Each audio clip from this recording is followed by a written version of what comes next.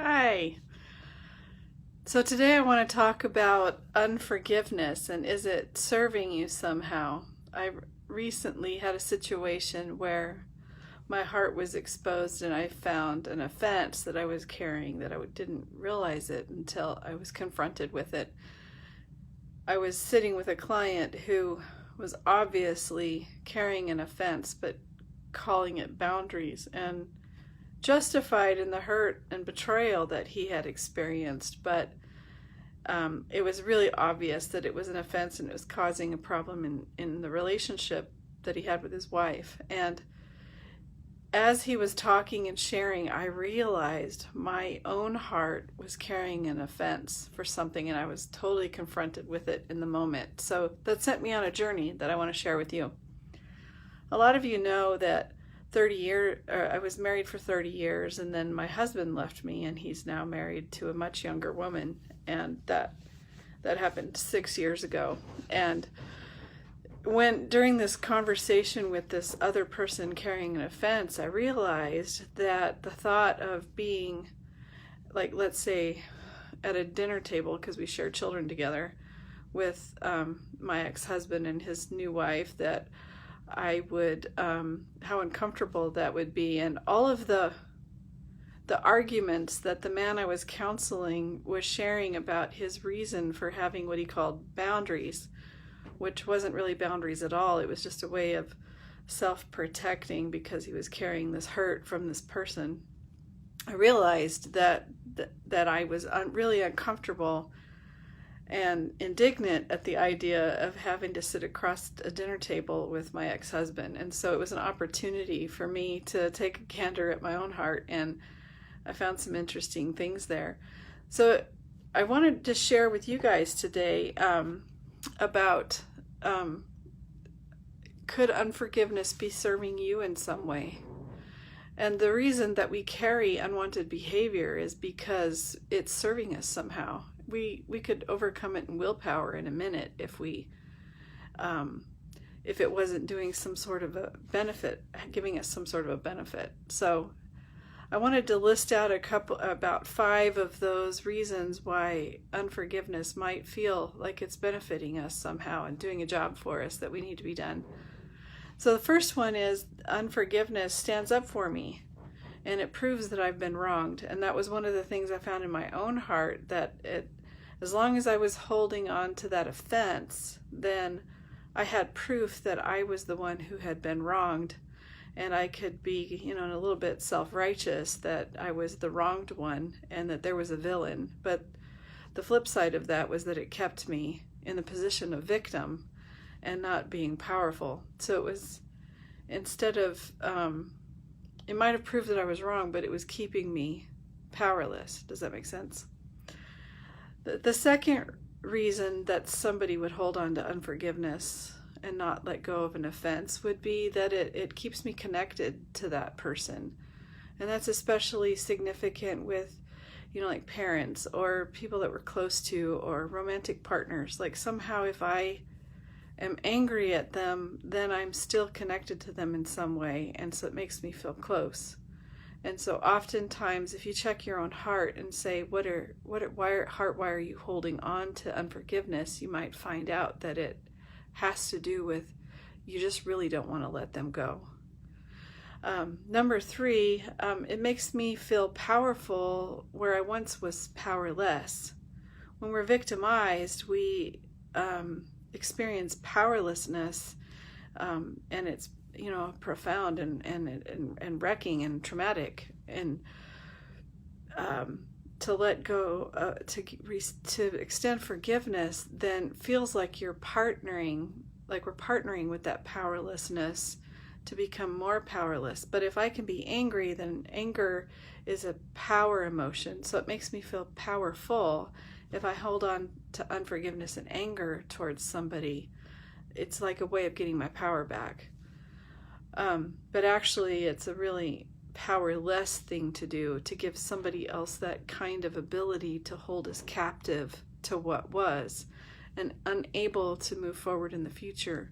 So in reality, it's creating an even greater powerlessness that the event was powerlessness in a moment versus a powerlessness that we carry with us long term. And the fourth reason is it's a form of punishment. Like if I need justice and I need this person to be punished, and so my anger is a way to make them suffer the punishment for what they did to me, and which means that love is earned, and that's just not true. Love isn't earned. And the fifth reason that we would hold on to unforgiveness would be that it provides me with boundaries. Like I said in the beginning of this, if you haven't heard it, go back. I was ministering to a person who was carrying offense and disguising it as boundaries. And I'm an advocate for boundaries, so I'm going to talk about that a little bit more at the end. But when it's like false boundaries, it'd be like cutting somebody off and saying, I'm not going to have any relationship with this person, and that is boundaries, when it's really carrying an offense and having unforgiveness for a person. Boundaries come from the inside, they don't necessarily come from the outside. And that doesn't mean that there aren't times that we need to have distance boundaries where we don't have a relationship with somebody because they aren't trustworthy, but boundaries are for the present, not for the past.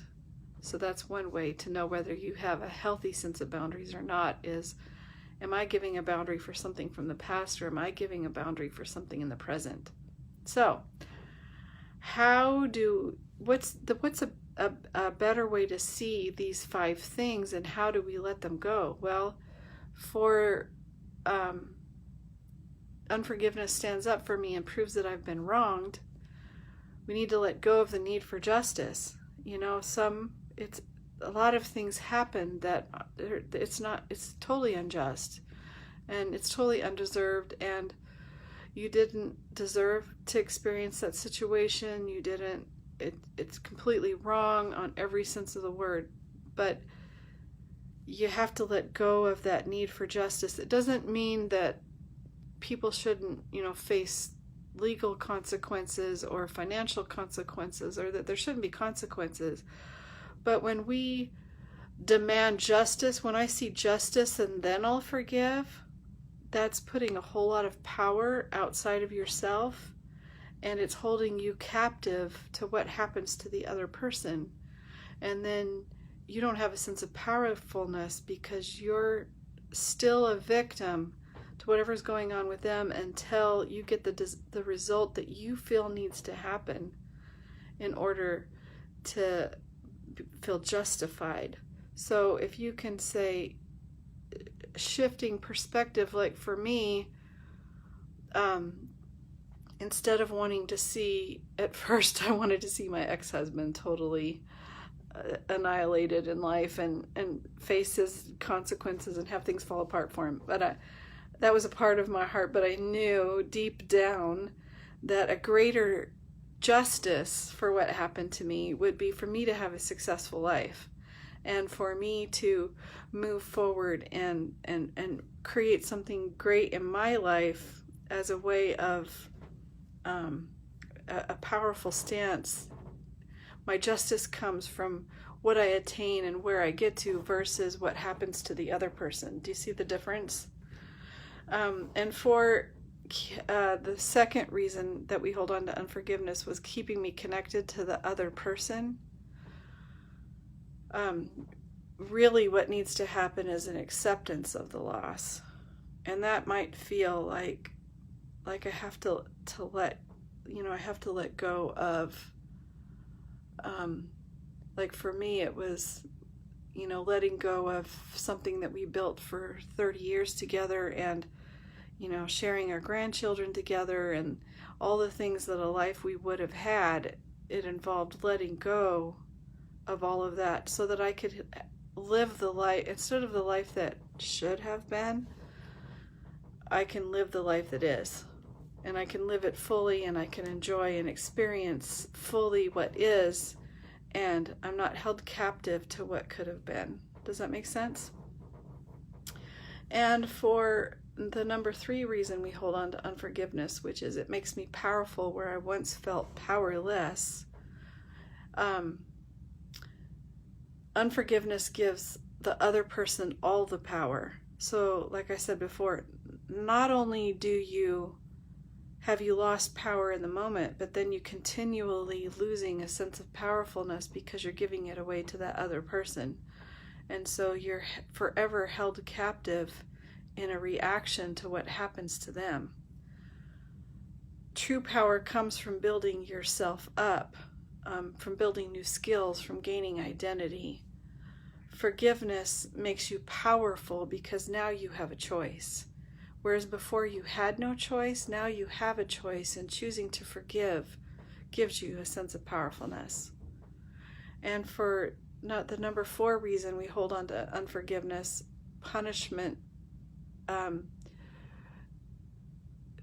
need for punishment, is that real love can't be earned and it can't be controlled.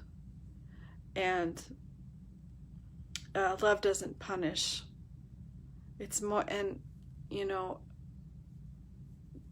we want somebody else to hurt as badly as we've hurt because of what happened, but that is going to feel super empty. It isn't going to really feel fulfilling the way that you want it to.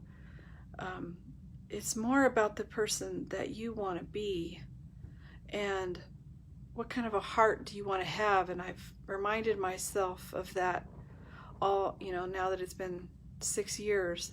The kind of person that I want to be isn't dependent on his actions or his choices in my life. I want to be powerful in myself, and I want to have a heart that doesn't need to punish. So releasing him from that means that I get to live my best life now. Sometimes it's really hard for me to explain on a video screen like this what I feel. So I'm trying here.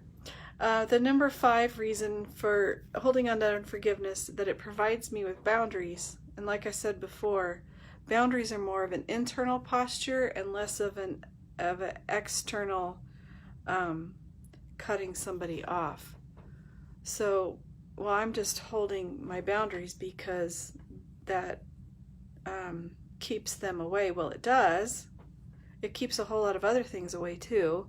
When you're carrying an offense, it keeps a lot of people out, including God, and it keeps you isolated and alone, and that's not what boundaries are for.